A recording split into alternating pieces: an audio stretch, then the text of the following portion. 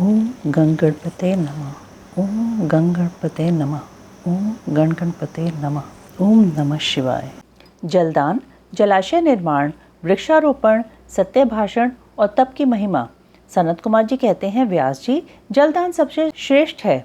वह सब दानों में सदा उत्तम है, क्योंकि जल सभी जीव समुदाय को तृप्त करने वाला जीवन कहा गया है। इसलिए बड़े स्नेह के साथ अनिवार्य रूप से प्रपादान करना चाहिए।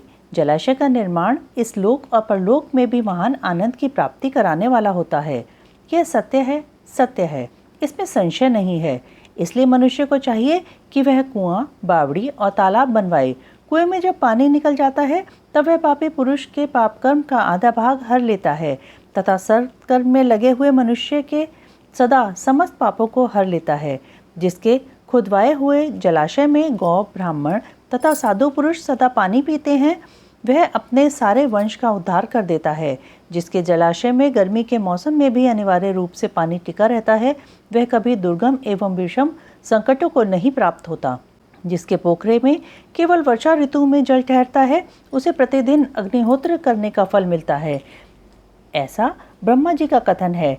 जिसके तड़ाग में शरत काल तक जल ठहरता है, उसे सहस्त्र गोदान का फल मिलता है, इसमें संशय नहीं है। जिसके तालाब में हेमंत और शिशिर ऋतु तक पानी मौजूद रहता है, वह बहुत से सुवर्ण मुद्राओं की दक्षिणा से युक्त यज्ञ का फल पाता है। जिसके सरोवर में वसंत और ग्रीष्म काल तक पानी बना रहता है, उसे अतिरात्र और अश्वमेध यज्ञों का फल मिलता है। ऐसा मनीषी महात्माओं का कथन है। मुनिवर व्यास, जीवों को तृप्त प्रदान करने वाले जलाशय के उत्तम फल का वर्णन किया गया। अब वृक्ष लगाने में जो गुण हैं, उनका वर्णन सुनो। जो वीरान एवं दुर्गम स्थानों में वृक्ष लगाता है, वह अपनी बीती तथा आने वाली संपूर्ण पीढ़ियों को तार देता है। इसलिए वृक्ष अवश्य लगाना चाहिए। ये वृक्ष लगाने वाले के पुत्र होते हैं, इसमें संशय नहीं है।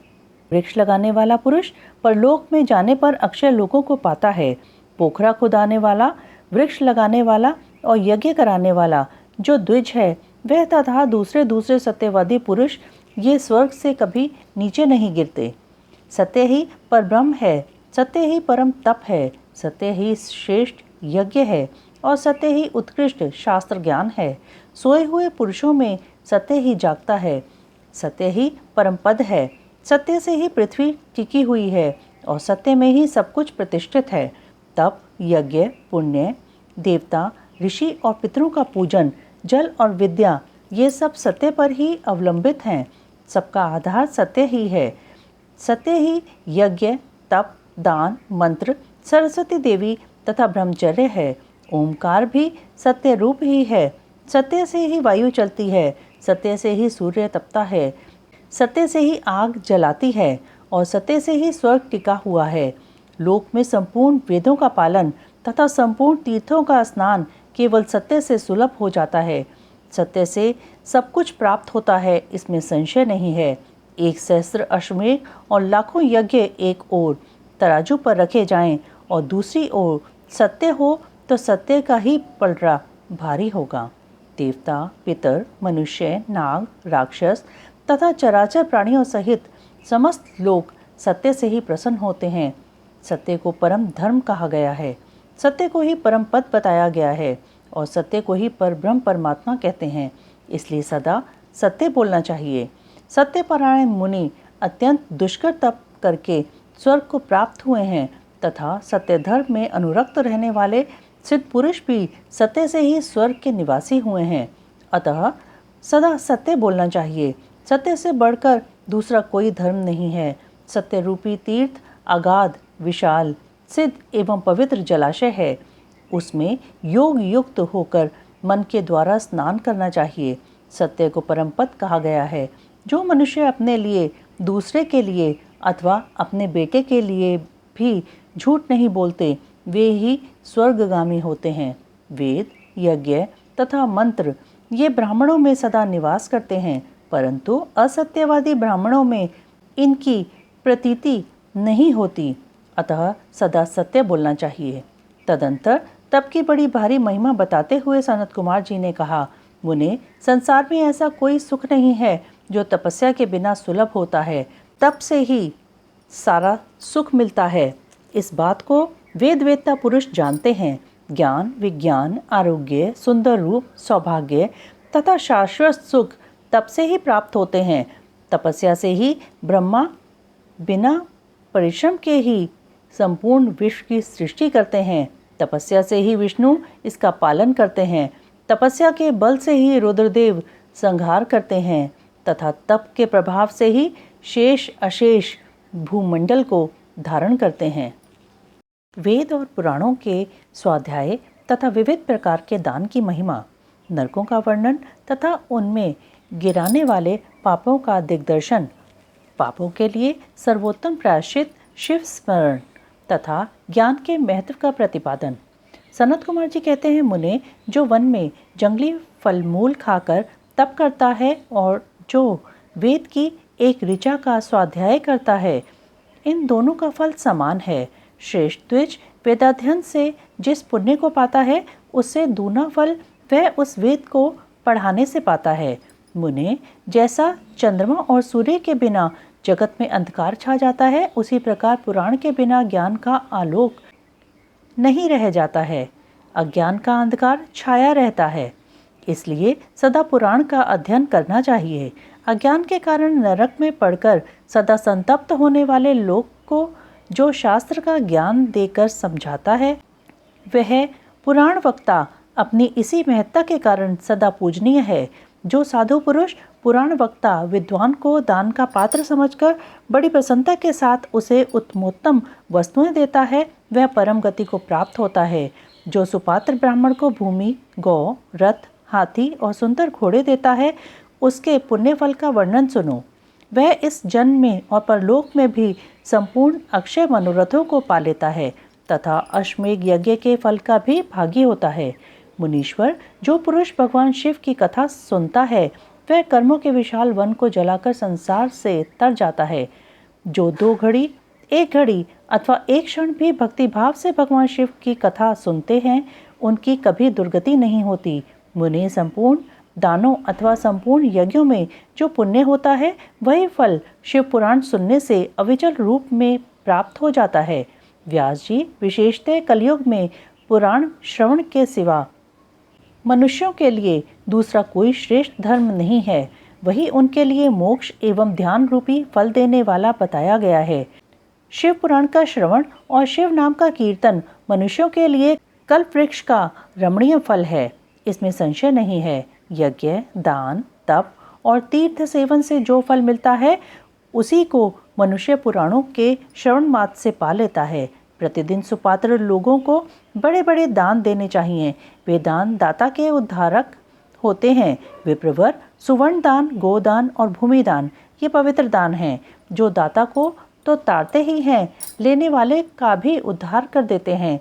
सुवर्ण दान, गोदान और पृथ्वी दान, इन श्रेष्ठ दानों को करके मनुष्य सब पापों से मुक्त हो जाता है। तुला दान की बड़ी प्रशंसा की गई है। गौ और पृथ्वी के दान भी प्रशस्त एवं समान शक्ति वाले हैं, परंतु सरस्वती का दान इन सबसे अधिक उत्तम है। नित्य दुही जाने वाली गाय, छाता, वस्त्र, जूता तथा अन्न और जल, ये सब वस्तुएं याचकों को देनी चाहिए। ब्राह्मणों को तथा अपीड़ित याचकों को जो संकल्प पूर्वक धनादि वस्तुओं का दान किया जाता है, उससे दाता मनस्वी होता है। लोक में जो जो अत्यंत अभीष्ट और प्रिय हैं, वह यदि घर में हो तो उसे अक्षय बनाने की इच्छा वाले पुरुष को, गुणवान पुरुष को दान करना चाहिए। तुला पुरुष का दान सब दानों में उत्तम है। जो अपने लिए कल्याण चाहे, उसे तराजू पर बैठना और अपने शरीर से तौली गई वस्तु का दान करना चाहिए।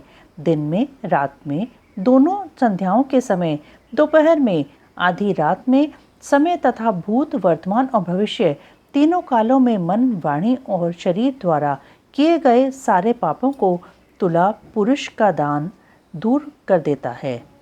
इसके बाद ब्राह्मण दान का महात्म्य एवं ब्रह्मांड का वर्णन करके सनत कुमार जी ने कहा, मुनिवरों में श्रेष्ठ व्यास, पाताल लोक से ऊपर जो नरक हैं, उनका वर्णन मुझसे सुनो।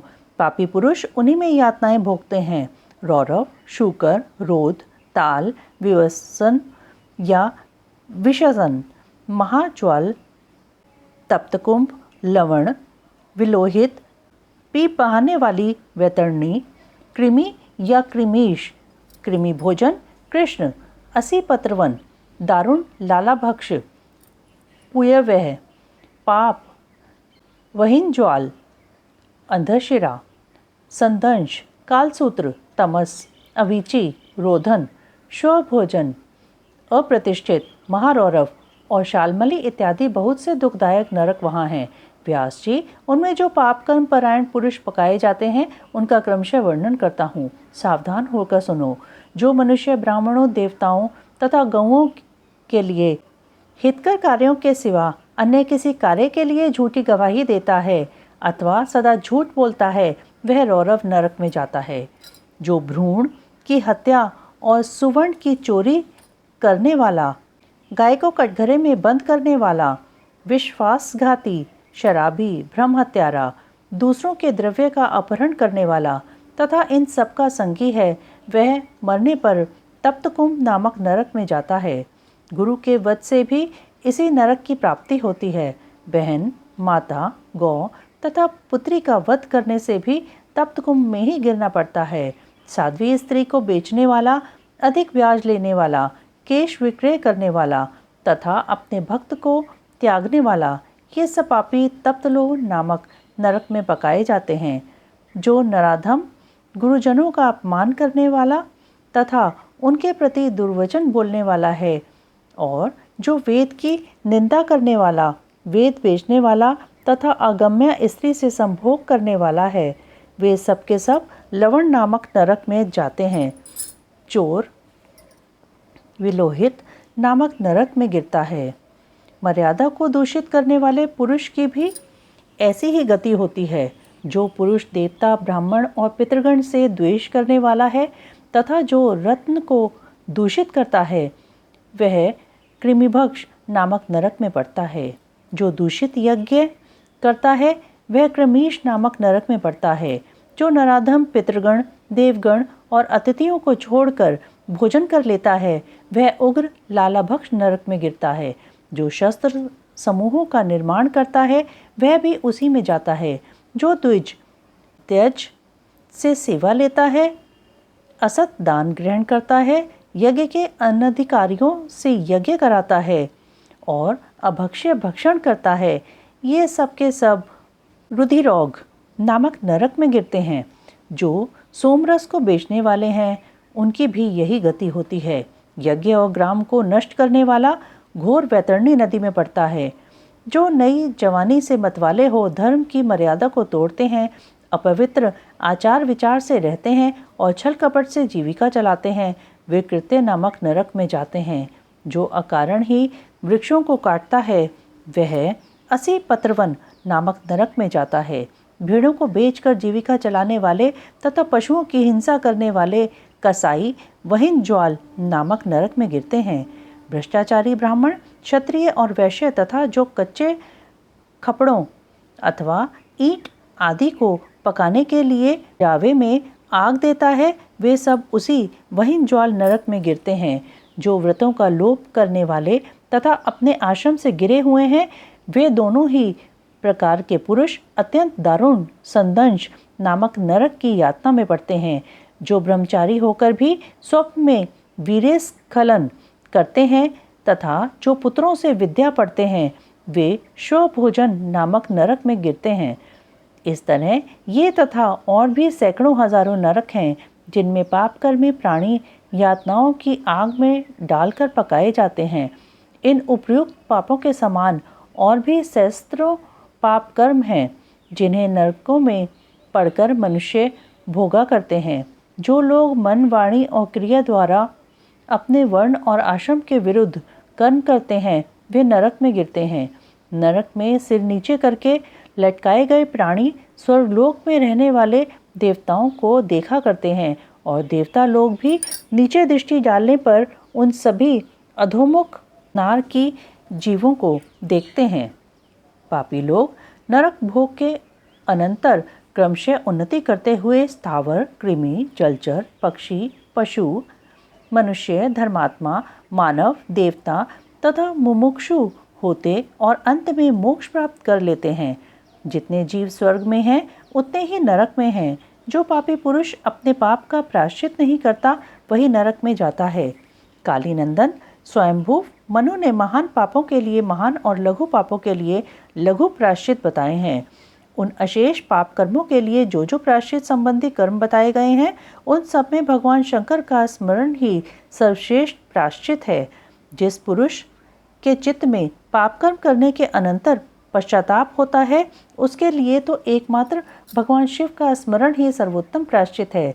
प्रातःकाल, सायंकाल, रात में तथा मध्याह्न आदि में भगवान शिव का स्मरण करने से पाप रहित हुआ मनुष्य माहेश्वर धाम को प्राप्त कर लेता है।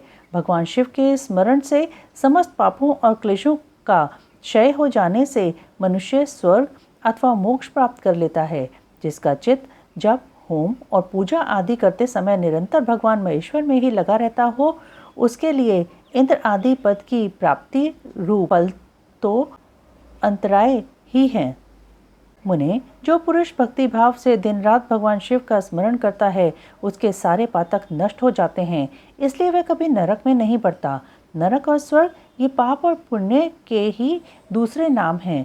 इनमें से एक तो दुख देने वाला है और दूसरा सुख देने वाला।